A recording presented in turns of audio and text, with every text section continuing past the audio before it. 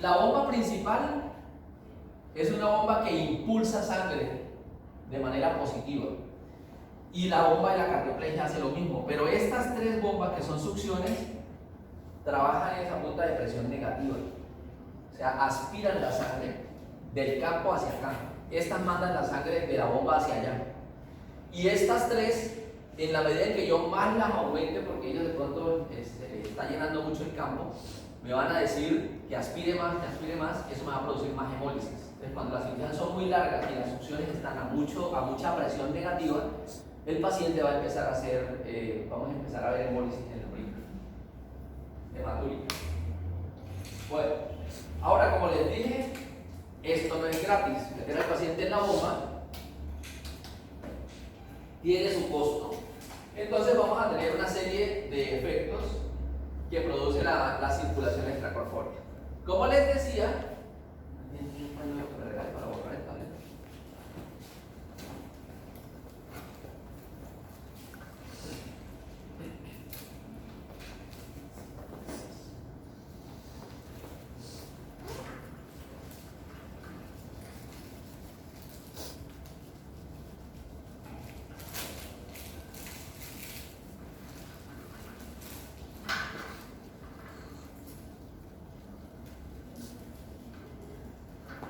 Como les decía, hay unos parámetros fisiológicos que yo tengo que tratar de evocar con la bomba para lograr que el paciente fisiológicamente se mantenga de la mejor manera.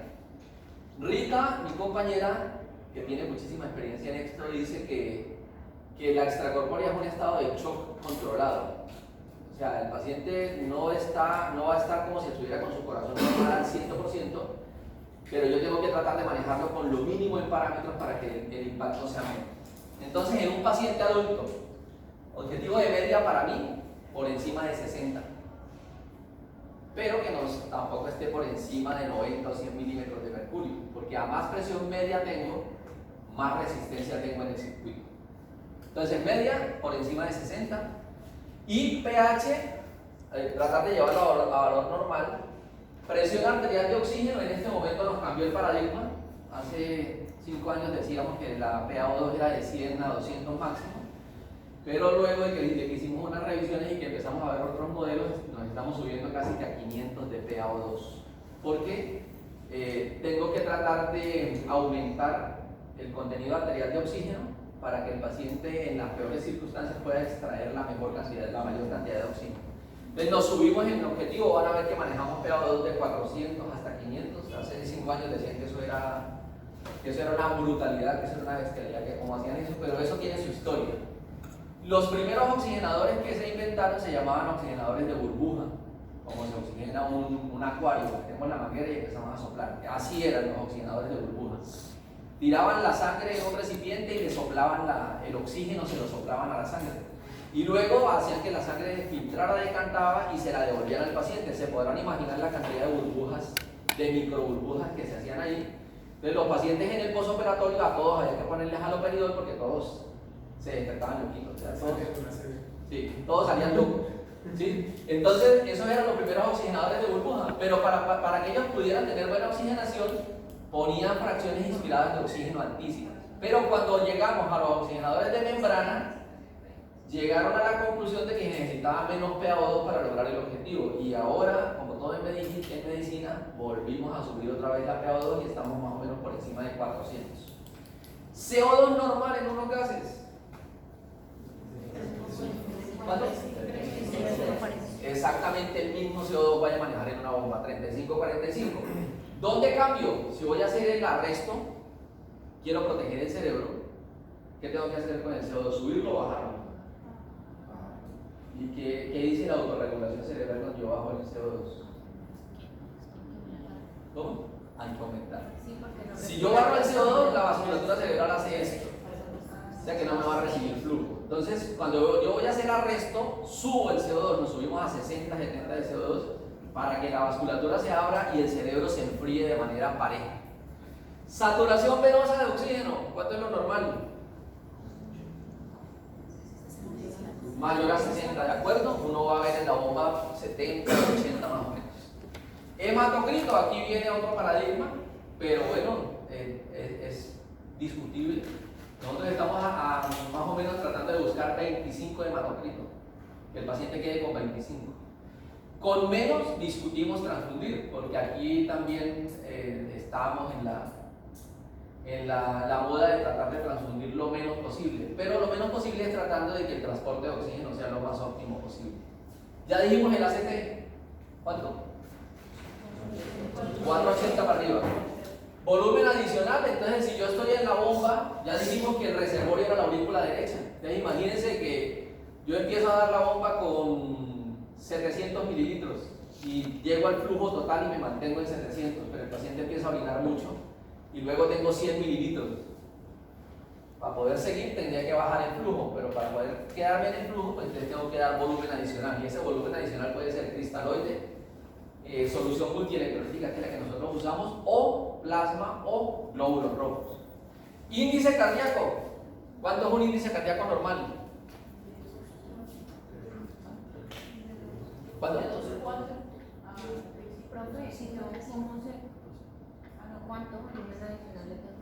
No, eso me lo va diciendo el nivel del reservorio.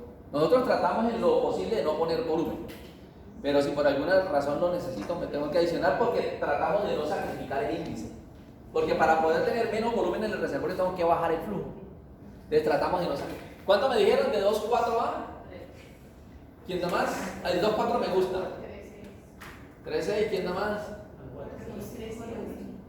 Hasta más. Bueno, nosotros cuál es lo mínimo que damos en un adulto? 2,5. Ese es nuestra meta en adultos. Y un niño lo llevamos a 3. Índice cardíaco. ¿Correcto? Esta es nuestra meta. Ahora, que el paciente me deja darle 3, yo soy feliz. ¿Sí? Que me deja darle 3,5, feliz. Pero lo mínimo que le debo dar es 2,5. Eso es donde me trato de acomodar aquí en el índice cardíaco. La base exceso corregida, perdón.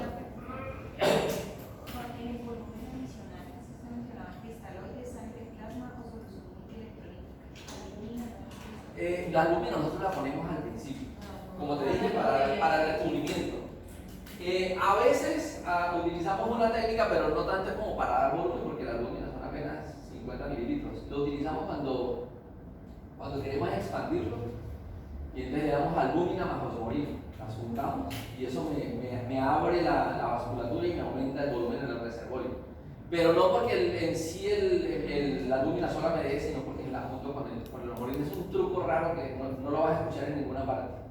Pero nos funciona, pero no lo hacemos todo el tiempo, pero de vez en cuando lo utilizamos. Pero habitualmente damos con cristaloide cuando necesitamos. Entonces dijimos que la base exceso normal, temperatura, ya les dije, dependiendo, 34 normalmente los que vamos a ver. O 36 grados si es muy rápida. Por ejemplo, si van a cerrar una sella, el clan dura 12 minutos y la bomba dura 20 minutos, entonces no lo puedo bajar, me tengo que quedar en 36 grados todo el tiempo. Y mi presión en la línea que esté por encima de 150, pero por debajo de 300, la presión del circuito que yo utilizo. Electrolitos corregidos, muy importante el potasio y muy importante el calcio para nosotros, y lactato corregido. Y el flujo de la bomba, entonces, es el que tengo que determinar. El flujo lo voy a llamar exactamente igual, gasto cardíaco. Ambos son lo mismo. Entonces, siempre que yo diga flujo en extracorpóreo me estoy refiriendo al gasto cardíaco. Ustedes sí se acuerdan de la fórmula del gasto cardíaco, ¿cierto?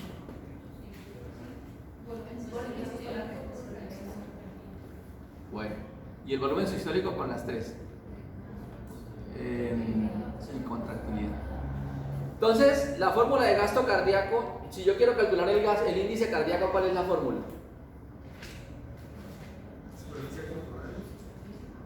Superficie corporal. Sobre. Gasto cardíaco sobre superficie corporal. Ese es el índice cardíaco. Entonces si yo digo, vamos a coger un paciente de 70 kilos. ¿Alguien tiene calculadora que me haga un favor? Hagamos la de la raíz cuadrada. 70 kilos por 3600. No, perdón. Qué pena. Por 1,70 dividido 3600 y le saca la raíz cuadrada. 70 por 1,70. Dividido 3600 y le saca la raíz cuadrada. 0.18. No. ¿Cómo hiciste este? ¿Con coma o sin coma? Es 1 por 70 por 1.70. No, por 170. Eso dividido 3600 y le saca la raíz cuadrada. 1.81. Muy bien. El área de superficie corporal de un paciente de 70 kilos sería 1.8. Ese es el valor que va a ir acá. 1.8. Pero el gasto cardíaco no lo conozco. Pero me están diciendo, dale 2.5 de índice cardíaco. Tengo que invertirlo. Entonces, ¿cómo invierto la fórmula? Índice cardíaco. Perdón, gasto cardíaco es igual a índice cardíaco por área de superficie corporal. Entonces tendría índice cardíaco 2.5 y área de superficie corporal 1.8. ¿Cuánto da eso? 4.5. Muy bien. Entonces, el flujo de la bomba, que es el que yo voy a ver en la bomba, que yo le tengo que dar al paciente mínimo es 4.5 para tener un índice cardíaco de 2.5. ¿Correcto o muy enredado? ¿Dónde? Espere, vamos a ahorrarlo. Espere, vamos a ahorrarlo. Más que superficie corporal es. Esa también sirve, pero la verdad, esa es una fórmula pediátrica y esta es una fórmula para adultos. Entonces, espérense y las definimos. Entonces, vamos a trabajar con 3 factores. Uno que se llama el área de superficie corporal. Entonces, hay una fórmula que es peso por 4 más 7 dividido peso más 90. ¿Sí? ¿Estoy bien o estoy mal? Eso sería para un adulto. Digamos que cuando no tengo la talla, pues me tocaría usar esta fórmula. Peso por 4 más 7 dividido peso más 90. Pero si tengo peso y talla, hago la fórmula de peso por talla dividido 3600 y a todo eso le saco la raíz cuadrada. ¿Hasta ahí claro? Bueno, entonces hagamos un ejercicio. Vamos a coger un paciente de 80 kilos y vamos a coger un paciente de 60 kilos y ustedes me dicen cuál es el área. Con la fórmula que quieran, no hay problema. Pues si quieren les doy a este señor de 80 kilos que tenga una talla de 1.75. Cualquiera de las dos. En el de arriba pueden usar cualquiera de las dos, en el de abajo la primera.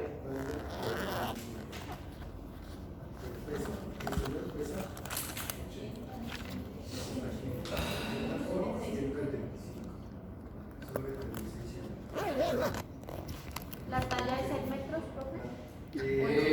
O así que sin 5 más 1.75.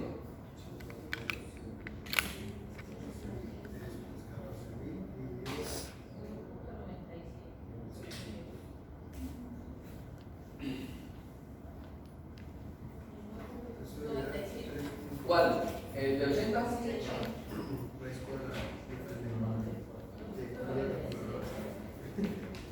Entonces, ¿el primer señor cuánto? 1.97.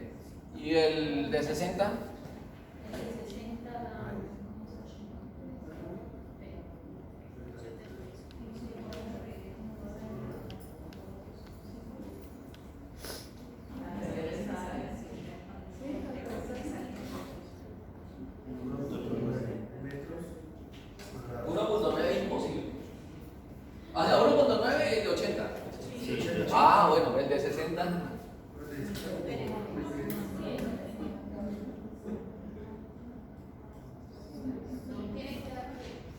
Tiene que dar como 1.6. También 1.75. 1.7 te da. 1.6. 1.6 me gusta más para el de 60. De pronto te aproximó los números y te lo llevó a 1.7. Bueno. 1.64.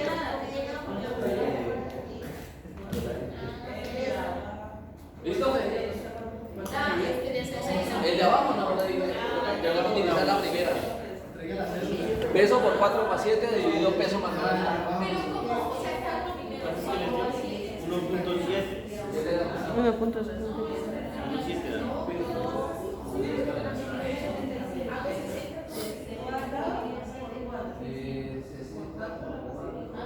Ese 60 por 4,7, ¿sí? Ajá. Más 60 más 90, Entonces, 160. primero la suma o la multiplicación.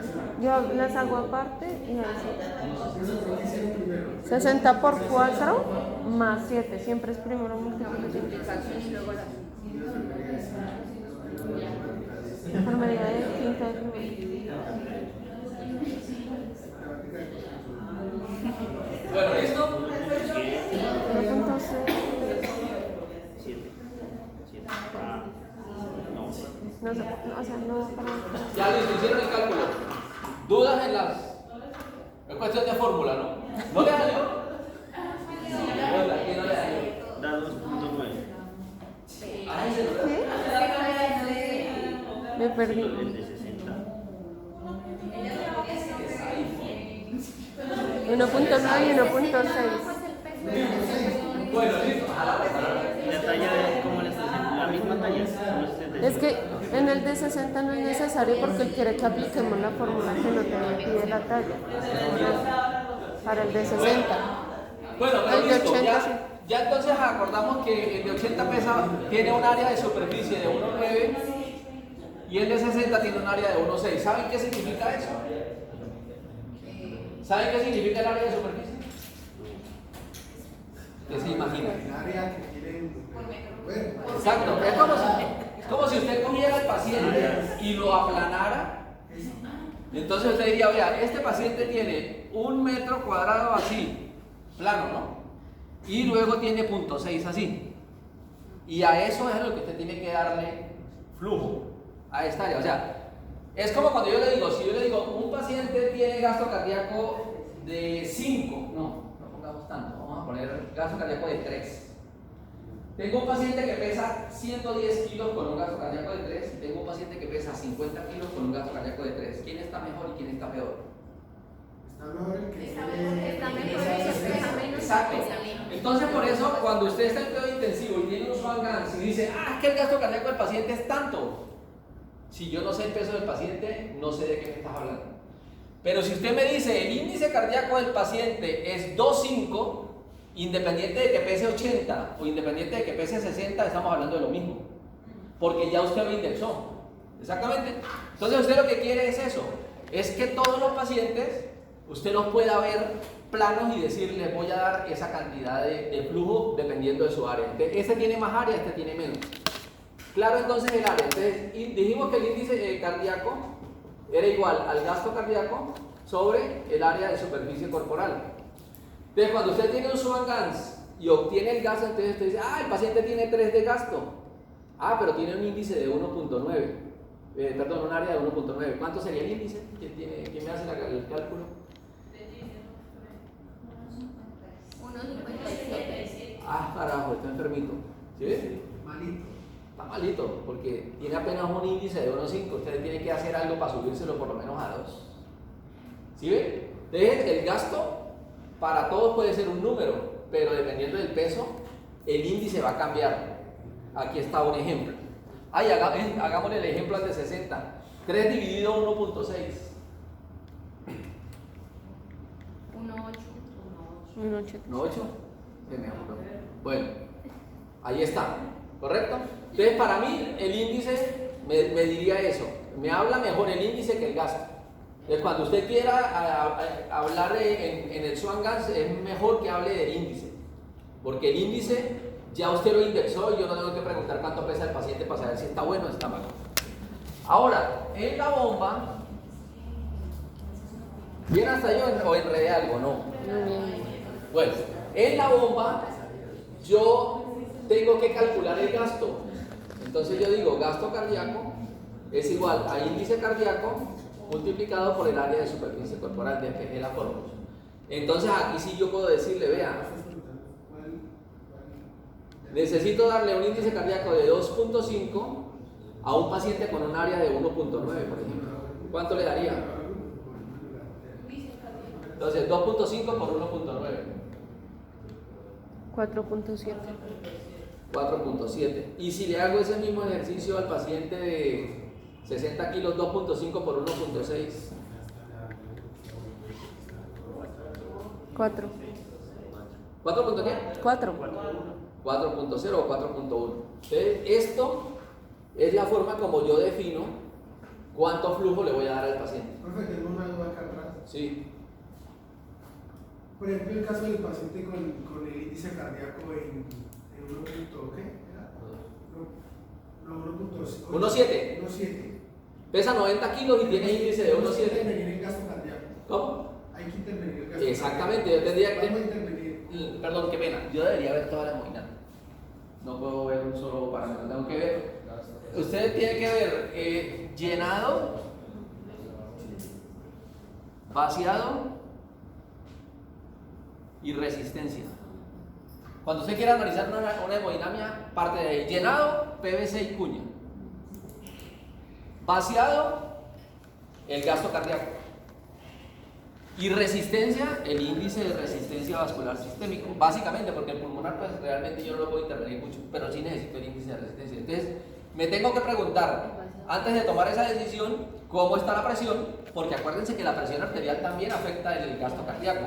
O cómo está el llenado, que es la parte de la fórmula del gasto cardíaco, frecuencia cardíaca por volumen sistólico. Tengo que ver todos para poder tomar la decisión, pero tendría que tomar la decisión en qué te está impactando el gasto cardíaco para podérselo mejorar. Porque no quisiera llegar a decir de una vez que necesite inotrópico, porque tal vez necesite volumen. Y eso uno en la práctica lo ve. A veces le llega a uno un paciente que se lo mandaron de urgencia porque no lo recibieron en la otra clínica y lo traen los de la ambulancia. Viene con frecuencia cardíaca de 180 y con una presión arterial media de 50, pero usted cuando le ve la sistólica y la diastólica, la presión del pulso es así. Entonces tiene, digamos, tiene 60, 45, ¿sí? Una presión del pulso así. ¿Qué le falta a ese paciente para...? Bueno, y viene con la adrenalina a chorro. Así lo traen con 50 de media, se lo traen vivo. ¿Qué le falta a ese paciente? Volumen. ¿Y qué pasa cuando se le pone volumen? Se abre la presión del pulso y le tiene que apagar la adrenalina, por ejemplo, ¿sí? Entonces por eso pasa lo mismo acá, y seguramente la frecuencia cardíaca te va a bajar, y en la medida en que baje la frecuencia cardíaca el volumen sistólico va a ser mayor. O sea, tenés que empezar a jugar con todo. Entonces en una hemodinamia no pueden ver un solo parámetro, tienen que ver el conjunto de parámetros para poder tomar decisiones. Y eso que yo estoy bastante arcaico hablando de interpretaciones viejas, porque ahora están hablando de presión transpulmonar, están hablando de pico, están hablando del delta de la presión del pulso, que es exactamente lo que yo estoy diciendo acá. ¿Listo? ¿Sí la resolvimos? Sí. Ok. Suena la duda porque pues, uno siempre se le falta volumen o enotropía. Habría que mirar si le falta volumen, si le falta inotrópico, si le falta frecuencia, porque por ejemplo tiene una bradicardia severa y eso es lo que me está afectando el gasto, tal vez subiendo en la frecuencia lo compense. Entonces quedó claro lo del gasto. Entonces en bomba, a mí el flujo me toca calcularlo. Ustedes en cuidado intensivo el gasto cardíaco lo obtienen, nosotros en bomba lo calculamos. Entonces por eso tenemos que hacer esta inversión de la fórmula. Esto me va a servir porque cuando hablemos de ECMO es exactamente lo mismo. Como ya lo dijimos entonces, no se ve nada. Para los adultos buscamos índices cardíacos de 2.5. Para los niños buscamos índices cardíacos por encima de 3.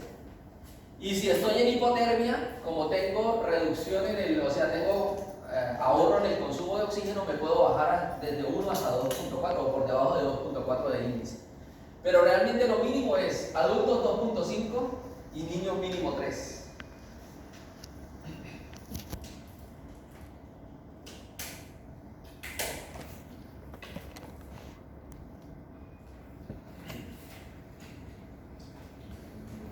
Bien, efectos inmunológicos.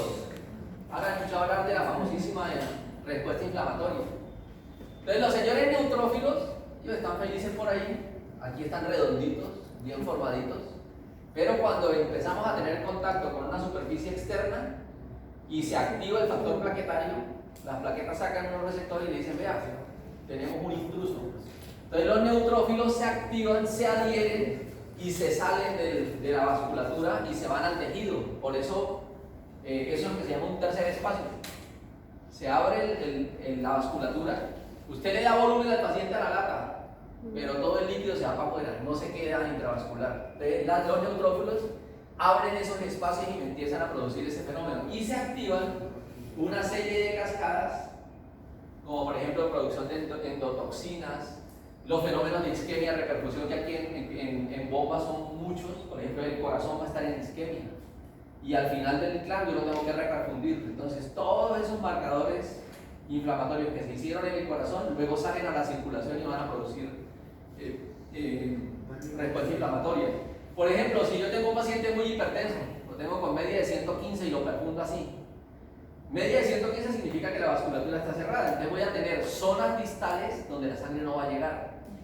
Cuando yo saque al paciente de bomba y el paciente se dilata, todas esas zonas me van a mandar mediadores inflamatorios. Entonces uno tiene que buscar un punto medio. Entonces voy a tener un montón de células activadas como los neutrófilos, voy a tener activación del complemento, voy a tener citoquinas deleterias como las interleuquinas y el factor de necrosis tumoral, leucotrienos, prostaglandinas que se liberan de las plaquetas, que se rompen, activación del endotelio, neutrófilos, un montón de cosas que activan la cascada de la coagulación. Tenemos entonces mecanismos. Los radicales libres son malísimos para nosotros, no nos gustan para nada. Se producen oclusiones microvasculares, se producen alteraciones en la fibrina y trombosis, se aumenta la permeabilidad capilar que ya la planteamos, se induce óxido nítrico sintetasa, eso dilata al paciente. Efectos sobre los órganos, depresión miocárdica, que es la más importante, disfunción renal, coagulopatía, injuria pulmonar, trombosis, disfunción hepática, falla orgánica múltiple y muerte, pues si el fenómeno se perpetúa. Y los signos que ustedes pueden ver, el más sutil, que lo ve uno con frecuencia en el postoperatorio, que es fiebre. El paciente puede tener diaforesis, alteraciones en el estado de conciencia, tenerlos en cuenta, hipotensión, taquicardia, náuseas y vómitos. Estos serían signos y síntomas que ustedes debieran buscar en un paciente postoperatorio de cirugía cardíaca. Que la respuesta inflamatoria comparada hoy con hace 20 años o 30 años es diferente, sí, es mínima, porque estamos haciendo un montón de cosas que reducen la respuesta. Una de esas cosas que se hace es que los circuitos, o sea, las tuberías que estamos utilizando hoy por hoy, tienen un recubrimiento de fábrica. Y ese recubrimiento lo que hace es reducir el contacto y reducir el consumo de proteínas. Entonces, realmente el efecto de respuesta inflamatoria ya no es tan común, pero que se presenta sí, y hay pacientes que son más susceptibles para presentarlo. Una pregunta, en caso de que el paciente empiece con sangrado durante el procedimiento. ¿Durante? Sí. Pues durante normalmente no tenemos sangrado porque todo se va a la bomba, entonces no estamos perdiendo nada. Entonces, que usted lo tenga, o no ha pasado de que empiece con epistaxis o sangrado por pues, no pasa nada. Está muy interesante la pregunta. ¿Qué paciente, sangrado pulmonar por ejemplo? ¿Qué paciente me haría eso? Un paciente que por alguna razón no estoy derivándolo a la extracorpórea y todo el flujo se está yendo a la pulmonar. Ya lo vimos una vez. Me quedé sin retorno en el reservorio y toda la sangre se salía por el tubo. O sea, teníamos un balde ahí, toda la sangre caía. Pero es una lesión pulmonar producida por un fenómeno mecánico. Pero en condiciones normales no vemos eso. Eso lo vemos más de pronto en neonatos, en pacientes muy pequeños, pero en un paciente adulto en condiciones normales eso no pasa, excepto que tengamos un fenómeno mecánico que me esté impidiendo de que la sangre fluya adecuadamente hacia la extracorpórea. Pero digamos que desde el punto de vista de que como una patología, no. De hecho no lo he visto. He visto el caso que te cuento de un paciente que se fue con toda la presión a la pulmonar y nos hizo este fenómeno. ¿Y cuál fue la causa? ¿Cómo? ¿Cuál fue la Era causa? una obstrucción mecánica de la aurícula izquierda. Se dilató completamente la aurícula izquierda, no drenaba hacia el ventrículo y no nos drenaba hacia las cánulas. Entonces toda la sangre se iba en reversa. Bueno, efectos en el cerebro. ¿Qué problemas tenemos? Bajos flujos, o sea, si usted tiene un paciente de cuidado intensivo y el paciente tiene un gasto cardíaco de 3, él lo tiene todo el tiempo en 3, ¿sí? Pues va a tener unas pequeñas variaciones dependiendo de lo que ocurra. Y si hace un paro cardíaco, pues sí, ahí me quedé sin flujo. En la bomba tengo un problema que a veces el cirujano no ve y me empieza a decir a mí baja el flujo. baja el flujo, baja el flujo, baja el flujo, y uno está ahí por subir el flujo, subir el flujo, subir el flujo. Entonces, esa bajada en el flujo me puede dejar el cerebro con poca perfusión. Para nosotros, la hipocapnia es mortal. Nos gusta más la hipercapnia. Entonces, nosotros en la bomba tratamos de tener un poquitico por encima de 45, no nos da miedo. Mejor dicho, es preferible la hipercapnia que la hipocapnia para el cerebro. Inflamación y repercusión al cerebro, hipotermia cerebral. Entonces aquí el fenómeno del paciente que les digo que arrestamos, para calentarlo tengo que ponerle el CO2 alto para enfriarlo, perdón, para que el cerebro se enfríe parejo. Porque si yo no le subo el CO2 y lo dejo con un CO2 normal o bajo, la vasculatura no se abre y el cuerpo se enfría. El termómetro dice el paciente tiene 18, pero el cerebro todavía está por allá en 28 o 30 grados. Y eso es deleterio porque lo voy a dejar sin flujo. Embolismo, puedo tener embolia de aire y puedo tener embolia formes, que puede ser por coágulos o puede ser por algún tipo de elemento que entre a la circulación y yo lo impulse con la bomba. Se altera la barrera hematoencefálico y ya, pues el paciente puede tener de base efectos genéticos y que nos lo manifiesta posterior a la cirugía. Se pueden presentar lesiones graves hasta en un 5% de los pacientes. Pueden tener SB, pueden tener isquemias hemisféricas y leves, como pueden ir desde las convulsiones hasta el delirio, hasta en un 80% de los casos. ¿Alguien maneja pacientes en postoperatoria cardíaca? ¿Sí? ¿Qué tan frecuentes son los eventos neurológicos en donde estás? No son frecuentes, debe ser raro. Cuando aparece un evento neurológico, ahí tenemos algo atravesado. Y como les digo, entonces puedo tener fenómenos embólicos aéreos, puedo tener coágulos, puedo tener fragmentos de grasa que se van a la circulación, fragmentos de ateroma. Esto es frecuente. Entonces, por ejemplo, los viejitos tienen la aorta calcificada. Calcificada es calcificada, que el ser humano hace así, eso es una piedra. Entonces, imagínense poner el clan de aorta apretando esa arteria y luego abrirlo. Se fragmentan todos esos pedacitos y el viejito luego en cuidado intensivo se despierta focalizado, porque son fragmentos que se van directamente. Hoy por hoy tenemos la colocación de válvulas aórticas en hemodinamia, ¿no? Entonces, antes solamente la única opción que había era cirugía cardíaca para poner una válvula aórtica. Ahora se están poniendo válvulas que se llama TAVI. ¿Ya vieron el procedimiento? TAVI, colocación de válvulas aórticas intravascular. Entonces, en ese caso no hay que clampear la aorta. Entonces, puedo proteger el cerebro